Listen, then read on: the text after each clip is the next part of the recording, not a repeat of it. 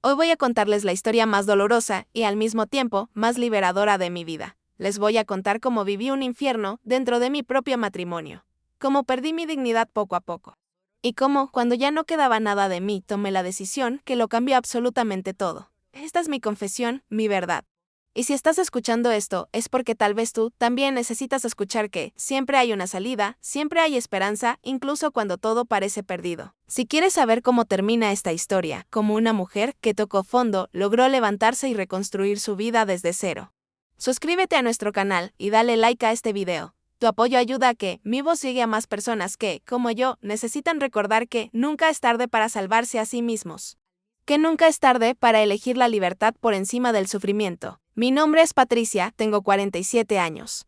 Y durante 23 años estuve casada con un hombre que creí que era el amor de mi vida. Nos conocimos cuando yo tenía apenas 22 años. Él era guapo, carismático, trabajador. Me cortejó con flores, con palabras bonitas, con promesas de una vida juntos llena de amor y respeto. Y yo le creí, Dios mío, cómo le creí. Los primeros años fueron buenos. O al menos eso es lo que me gusta recordar. Teníamos nuestros momentos felices, nuestras risas, nuestros sueños compartidos. Tuvimos 2 hijos hermosos, Sebastián y Valentine. Yo dejé mi trabajo como secretaria para dedicarme a ellos. Para ser la madre y esposa perfecta que pensé que debía ser. Cocinaba, limpiaba, cuidaba de todos. Mi mundo se redujo a esas 4 paredes, a esa casa que creí que era mi hogar. Pero poco a poco. Tan lentamente que casi no me di cuenta, las cosas empezaron a cambiar. Él comenzó a llegar tarde del trabajo. Al principio eran las 7, luego las 8, después las 10 de la noche. Siempre con excusas razonables, una reunión importante, un proyecto urgente. El tráfico imposible. Y yo le creía porque quería creerle. Porque la alternativa era demasiado dolorosa para considerarla. Empezó a tratarme diferente. Ya no me miraba como antes.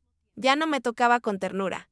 Las conversaciones se volvieron mecánicas, frías. Cuando intentaba acercarme a él, cuando buscaba su afecto, me rechazaba con irritación. Estoy cansado, Patricia, me decía.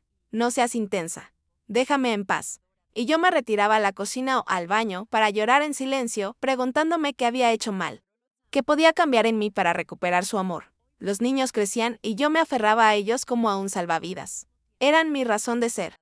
Mi propósito. Pero también me daba cuenta de que estaban empezando a notar las tensiones, las miradas frías entre papá y mamá, los silencios incómodos durante las cenas familiares. Un día encontré el primer indicio real. Fue por accidente. Estaba lavando su ropa cuando del bolsillo de su pantalón cayó un recibo de un restaurante caro al que nunca habíamos ido juntos.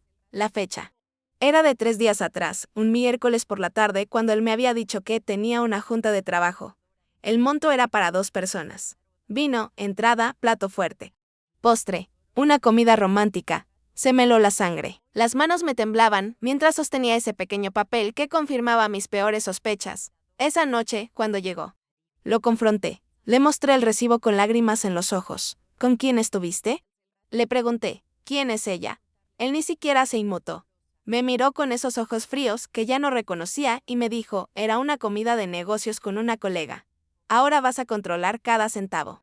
¿Qué gasto? ¿Eres mi esposa o mi carcelera? Y luego agregó algo que me destrozó. Si fueras más interesante, más atractiva, tal vez querría llevarte a cenar a mí también. Pero mírate. Petriche, te has dejado ir completamente. Me quedé paralizada. No pude responder. Me sentí tan pequeña. Tan insignificante. Me miré en el espejo esa noche y vi lo que él veía, una mujer de 43 años con algunas canas apareciendo, con kilos de más por los embarazos que nunca pude perder. Con arrugas alrededor de los ojos. Y me odié por no ser suficiente para él. Traté de cambiar. Me puse a dieta. Me teñí el pelo. Compré ropa nueva con el poco dinero que él me daba para los gastos del hogar. Intenté ser más alegre. Más interesante. Leía las noticias para poder conversar con él sobre temas actuales. Pero nada funcionaba. Él seguía distante, seguía llegando tarde. Seguía tratándome como si fuera invisible. Entonces encontré el segundo indicio. Y este fue devastador. Estaba usando su laptop para buscar una receta de cocina cuando apareció una notificación de mensaje. Sin pensar. Hice clic. Era una conversación de WhatsApp web que había quedado abierta. Y ahí estaba todo, mensajes con una mujer llamada Carla. Mensajes de amor, mensajes obscenos. Fotos íntimas. Cientos de mensajes que se remontaban a más de 2 años atrás. Leí todo. Cada palabra fue como una puñalada. Él le decía cosas hermosas. cosas que ya no me decía a mí. Le compraba regalos caros, la llevaba a hoteles. Planificaban escapadas de fin de semana, mientras yo me quedaba en casa cuidando a nuestros hijos y creyendo que él estaba en viajes de negocios. En uno de los mensajes, él escribió: "No sabes cuánto te amo. Eres todo lo que Patricia nunca fue, inteligente, divertida, hermosa. A veces desearía poder divorciarme, pero es complicado. Los niños, el dinero, la casa. Pero te prometo que algún día estaremos juntos oficialmente". Me derrumbé. Ahí, frente a esa pantalla, mi mundo se desintegró. Lloré hasta que no me quedaron lágrimas, hasta que mi cuerpo entero dolía del llanto. Cuando él llegó esa noche, lo volví a confrontar, esta vez con pruebas irrefutables. ¿Y sabes qué hizo? No negó nada. No pidió perdón. Simplemente se encogió de hombros y dijo: "Sí, tengo una relación con Carla. ¿Y qué vas a hacer al respecto, Patricia? ¿Divorciarte? ¿Con qué dinero? No has trabajado en 20 años. No tienes ahorros. Esta casa está a mi nombre. El auto es mío. Si te vas sin nada. ¿Y los niños? Bueno, ellos ya son adolescentes. Pueden decidir con quién quieren vivir. ¿Crees que van a elegir a una madre amargada y resentida?". Sus palabras fueron crueles, calculadas para destruirme, y funcionaron. Me sentí atrapada, impotente, sin opciones. Durante meses viví en ese infierno. Él seguía viendo a Carla abiertamente. A veces ni siquiera se molestaba en llegar a dormir a casa. Los niños empezaron a preguntarme qué pasaba y yo inventaba excusas patéticas para protegerlos, para mantener la ilusión de que éramos una familia normal, pero por dentro me estaba muriendo. Dejé de comer bien. Bajé de peso drásticamente, pero no de una manera saludable. No podía dormir. Empecé a tener ataques de pánico. Había días en que no tenía fuerzas ni para levantarme de la cama. Valentine, mi hija, me encontró una vez llorando en el piso del baño y me abrazó. "Mamá, ¿qué te pasa?", me preguntó con esa voz dulce de sus 14 años. Y yo no pude decirle la verdad. Le dije que estaba cansada, nada más. Un día, mientras limpiaba mecánicamente la casa como todos los días, encontré en el buzón una carta. Era publicidad de un centro de ayuda para mujeres en situaciones de violencia doméstica. Normalmente la habría tirado a la basura sin pensarlo 2 veces. Pero algo me hizo detenerme. Leí la información. Hablaba de diferentes tipos de violencia: física, sexual, económica, psicológica. Psicológica. Esa palabra se quedó resonando en mi mente. Leí la definición: manipulación, humillación, control, aislamiento, destrucción de la autoestima. Era como si estuvieran describiendo mi vida, mi matrimonio, los últimos años con él. Por primera vez en mucho tiempo, algo se movió dentro de mí. Una chispa pequeña, casi imperceptible, pero estaba ahí. Esperanza. O tal vez era rabia, o dignidad, no lo sé. Pero esa noche, cuando él llegó y me ignoró como siempre, en lugar de retirarme a llorar, me quedé quieta en la sala, mirando esa carta. Y pensé: no puedo seguir así. Esto me está matando. A la mañana siguiente, mientras él dormía, después de haber llegado a las 4 de la madrugada, marqué el número del centro de ayuda. Me temblaba todo el cuerpo. Una mujer amable contestó. Le conté mi situación entre sollozos. Ella escuchó con paciencia, sin juzgarme, y al final me dijo algo que cambió mi perspectiva. "Patricia, lo que estás viviendo es violencia, y mereces algo mejor. Hay opciones. Siempre hay opciones". Empecé a asistir a las sesiones gratuitas de asesoría legal y psicológica que ofrecía el centro. Iba mientras los niños estaban en la escuela y él en el trabajo, inventando excusas sobre mandados y compras.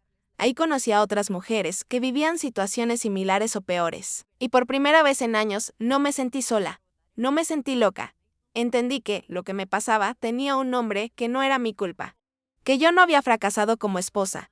La psicóloga me ayudó a recuperar mi autoestima poco a poco. Me hizo ver que yo tenía valor, que era inteligente, capaz. Fuerte, la abogada me explicó mis derechos. Me dijo que, aunque la casa estuviera a su nombre, yo tenía derecho a una parte porque era un bien adquirido durante el matrimonio. Que tenía derecho a una pensión alimenticia. Que podía rehacer mi vida. Pero la decisión más difícil aún estaba por venir. Porque una cosa es saber que tienes opciones. Y otra muy diferente es reunir el coraje para tomarlas. Seguí yendo a terapia durante 3 meses. En ese tiempo, él ni siquiera notó mi ausencia en las mañanas. Estaba tan enfrascado en su romance con Carla que yo era completamente irrelevante. Un día, Sebastián, mi hijo mayor, que ya tenía 17 años, me encontró llorando en la cocina, después de otra de las humillaciones de su padre. Se sentó junto a mí y me preguntó directamente: "Mamá, papá te está siendo infiel". Ya no pude mentir. Asentí con la cabeza. Él suspiró y me dijo, lo sé desde hace meses. Todos lo sabemos. Valentina también. Mamá, ¿por qué sigues aquí? ¿Por qué te haces esto? Sus palabras me partieron el corazón, pero también me dieron la fuerza que necesitaba. Mis hijos estaban sufriendo por verme sufrir. Yo creía que estaba protesta al mantener la familia unida, pero en realidad les estaba enseñando que el amor se ve así como humillación, traición. Dolor les estaba enseñando que las mujeres deben soportar, callar, aguantar. Esa noche tomé la decisión. No hubo un momento dramático, no hubo una revelación divina. Simplemente me senté en mi cama, miré alrededor de ese cuarto que compartía con un extraño que alguna vez fue mi esposo. Y pensé, basta. Me voy a salvar. Voy a salir de aquí. A la mañana siguiente, contacté a la abogada del centro y le dije, quiero iniciar el proceso de divorcio. Quiero hacerlo ya. Ella me ayudó a preparar todo. Durante 2 semanas junté documentos, estados de cuenta, escrituras, todo lo que pudiera demostrar el patrimonio que habíamos construido juntos. Abrí una cuenta bancaria a mi nombre solamente. Empecé a guardar pequeñas cantidades de dinero del gasto semanal que él me daba.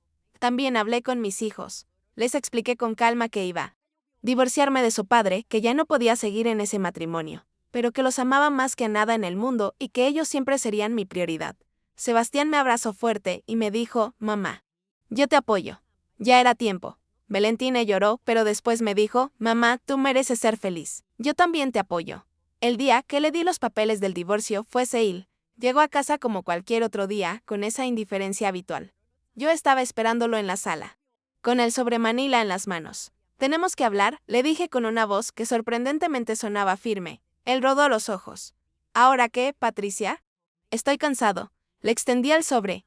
Son los papeles del divorcio. Ya están firmados por mí. Necesito que los firmes tú también. Se quedó paralizado. Abrió el sobre, leyó los primeros párrafos y su cara cambió. La arrogancia dio paso a la confusión, luego a la rabia. ¿Qué es esto? ¿Te volviste loca? No puedes divorciarte así como así. ¿Con qué vas a vivir? ¿Dónde vas a ir? Ya no es tu problema. Le respondí.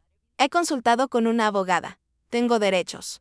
Voy a pelear por mi parte de esta casa, por una pensión, por todo lo que me corresponde. Y si no firmas las cosas de manera civilizada, lo haremos por la vía legal. Y créeme que tengo pruebas de tu infidelidad que no te van a favorecer ante un juez. Vi el miedo en sus ojos por primera vez en años. Se dio cuenta de que ya no tenía control sobre mí. Intentó manipularme, como siempre. Patricia, no seas ridícula. Podemos arreglarlo. Puedo terminar con Carla. Podemos ir a terapia de pareja. Pero sus palabras ya no tenían poder sobre mí. No. Le dije simplemente. Su acabó. Viví un infierno a tu lado. Me humillaste, me traicionaste, me destruiste, pero ya no más. Voy a salir de aquí, voy a reconstruir mi vida y voy a ser feliz. Con o sin tu firma. Pero preferiblemente con ella para no hacer esto más complicado de lo necesario. El proceso de divorcio fue largo y doloroso. Él contrató a un abogado caro e intentó dejarme sin nada, pero yo tenía pruebas, tenía testimonios y tenía una abogada brillante que peleó por mí como una leona. Al final, después de 8 meses de batallas legales, conseguí mi parte justa, la mitad del valor de la casa, una pensión alimenticia por 5 años hasta que pudiera reintegrarme al mercado laboral. Y la custodia compartida de Valentine. Aunque ella decidió vivir conmigo, tuve que empezar de cero. Renté un departamento pequeño de 2 habitaciones. Era modesto comparado con la casa donde había vivido, pero era mío. Era mi espacio. Mi refugio, mi nuevo comienzo. No tenía muebles al principio. Solo colchones en el piso y algunas cajas. Pero no me importó. Por primera vez en años podía respirar. Empecé a buscar trabajo. No fue fácil. Había estado fuera del mercado laboral por más de 2 décadas. Mis habilidades estaban desactualizadas. Pero tomé cursos gratuitos en línea, actualicé mi currículum con ayuda del Centro de Mujeres y apliqué a decenas de trabajos. Recibí muchos rechazos. Pero seguí intentando. Finalmente, después de 3 meses, conseguí un trabajo como recepcionista en una clínica dental. El sueldo no era mucho, pero era mío. Era dinero que yo ganaba con mi propio esfuerzo. Recuerdo mi primer día de trabajo, me arreglé con esmero, me miré al espejo. Y vi a una mujer diferente. Ya no estaba esa mirada apagada y derrotada. Había luz en mis ojos. Había esperanza. Los primeros meses fueron de ajuste. Aprendí a manejar mis propias finanzas, a pagar mis cuentas, a organizar mi tiempo entre el trabajo y mis hijos. Valentine me ayudaba con las tareas del hogar. Sebastián, que ya estaba en la universidad, venía los fines de semana a visitarnos y siempre traía comida o algún detalle. Poco a poco fui amueblando el departamento. Compré cosas de segunda mano. Decoré con mis propias manos, pinté las paredes de colores alegres. Cada mueble, cada adorno, cada planta era un símbolo de mi libertad, de mi capacidad para crear un hogar desde cero. Seguí yendo a terapia. Descubrí que sanar no era un proceso lineal. Había días buenos y días malos. Había momentos en que la soledad me pesaba, en que extrañaba la ilusión de lo que había sido mi matrimonio. Pero entonces recordaba el dolor, la humillación, la muerte lenta de mi espíritu y sabía que había tomado la decisión correcta. Un año después del divorcio, algo maravilloso sucedió. La clínica donde trabajaba necesitaba a alguien para el área administrativa y mi jefa me ofreció el puesto. Era más responsabilidad, mejor sueldo, más horas, pero también más satisfacción. Acepté sin dudarlo. Me dediqué a ese trabajo con todo mi ser. Aprendí a usar programas de computación que antes me intimidaban. Me capacité en gestión de consultorios médicos, mejoré mis habilidades de comunicación y descubrí que era buena en lo que hacía. Muy buena. Mi jefa siempre me felicitaba. Me decía que yo era una pieza clave en la clínica. 2 años después del divorcio, ya era la gerente administrativa de la clínica. Ganaba un sueldo digno. Había ahorrado lo suficiente para comprar muebles nuevos para llevar a mis hijos de vacaciones a la playa por primera vez en años, para darme pequeños lujos que antes ni siquiera me atrevía a soñar. Pero más importante que el dinero o la estabilidad laboral fue el cambio interno. Recuperé mi autoestima. Volví a creer en mí misma. Empecé a cuidarme, no para agradar a nadie más, sino porque yo me lo merecía. Me inscribí en clases de yoga. Hice amigas nuevas. Salí a caminar por las tardes. Leí libros que me inspiraban. Volví a reír, a soñar, a sentir que la vida valía la pena. Mis hijos florecieron también. Valentine se volvió más segura, más feliz. Sebastián terminó su carrera y consiguió un buen empleo. Ambos me dijeron en diferentes ocasiones que estaban orgullosos de mí, que yo había sido su ejemplo de fortaleza y resiliencia. 3 años después del divorcio, me enteré por casualidad de que mi ex esposo se había casado con Carla. En otro momento de mi vida eso me habría destrozado. Pero cuando me lo contaron, solo sentí indiferencia. Esas personas ya no formaban parte de mi vida. Ya no tenían poder sobre mis emociones. Hace unos meses me encontré con él en la calle. Fue inevitable, la ciudad no es tan grande. Se veía mayor, cansado. Me saludó incómodo. Yo le respondí con cortesía, pero sin detenerme mucho. Ya no había rencor en mi corazón, solo una tranquila indiferencia y tal vez un poco de compasión por el hombre que había sido tan inseguro que necesitaba destruir a alguien más para sentirse poderoso. Hoy, a mis 47 años, puedo decir con orgullo que reconstruí mi vida. Tengo mi propio departamento, mi trabajo, mi independencia económica y emocional. Tengo una relación hermosa con mis hijos. Tengo amigas que me quieren y me apoyan. Tengo paz. Tengo libertad. ¿Fue fácil llegar hasta aquí? No, fue el camino más difícil que he recorrido. Hubo noches de llanto, de miedo, de incertidumbre. Hubo momentos en que quise rendirme, en que pensé que no lo iba a lograr. Pero seguí adelante, un día a la vez, un paso a la vez. Y si hay algo que aprendí de esta experiencia es que nunca es tarde para salvarse, nunca es tarde para decir basta, para elegir la dignidad sobre la comodidad, para elegir la libertad sobre el miedo. No importa cuántos años hayas invertido en una relación tóxica, no importa cuán atrapada te sientas, siempre hay una salida, siempre hay esperanza. Hoy miro hacia atrás y veo a esa mujer que era hace 4 años, rota, sin esperanza, convencida de que su vida había terminado. Y luego me miro a mí misma ahora, fuerte, independiente, feliz, y me siento orgullosa. Orgullosa de haber tenido el coraje de salir de ese infierno. Orgullosa de haber reconstruido mi vida desde los escombros. Si tú estás escuchando esta historia y te identificas con algo de lo que conté, si estás viviendo un matrimonio que te está destruyendo, si te sientes atrapada y sin opciones, déjame decirte algo, sí hay opciones, sí hay salida. Si puedes reconstruir tu vida, no será fácil, pero será posible. Y al final del camino te espera una versión de ti misma que ni siquiera puedes imaginar ahora, una versión más fuerte, más libre, más feliz. Busca ayuda. Habla con alguien de confianza. Contacta a un centro de apoyo para mujeres. Da ese primer paso. Por más aterrador que parezca, porque ese primer paso es el inicio de tu liberación, el inicio de tu nueva vida. Yo viví un infierno en mi matrimonio, pero decidí salvarme.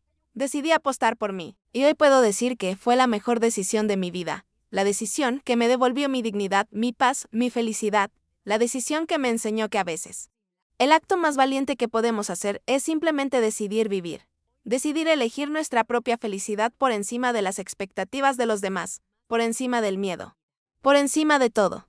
Esta es mi historia, esta es mi confesión. Y si algo de lo que dije hoy puede ayudar aunque sea a una sola persona a encontrar el coraje para cambiar su vida, entonces cada lágrima, cada noche de insomnio, cada momento de dolor habrá valido la pena. Gracias por escuchar mi verdad, gracias por darme este espacio para compartir mi experiencia. Y recuerda, nunca es tarde para comenzar de nuevo. Nunca es tarde para elegir la vida que realmente mereces. Tu historia puede tener un final diferente. Tu historia puede ser de triunfo, de superación, de libertad. Solo tienes que atreverte a dar ese primer paso. Que mi historia sea la prueba de que sí se puede, de que después de la tormenta siempre sale el sol, y de que las mujeres somos mucho más fuertes de lo que el mundo nos hace creer. Somos capaces de reconstruirnos, de levantarnos, de volar. Solo necesitamos creer en nosotras mismas y tener el coraje de actuar.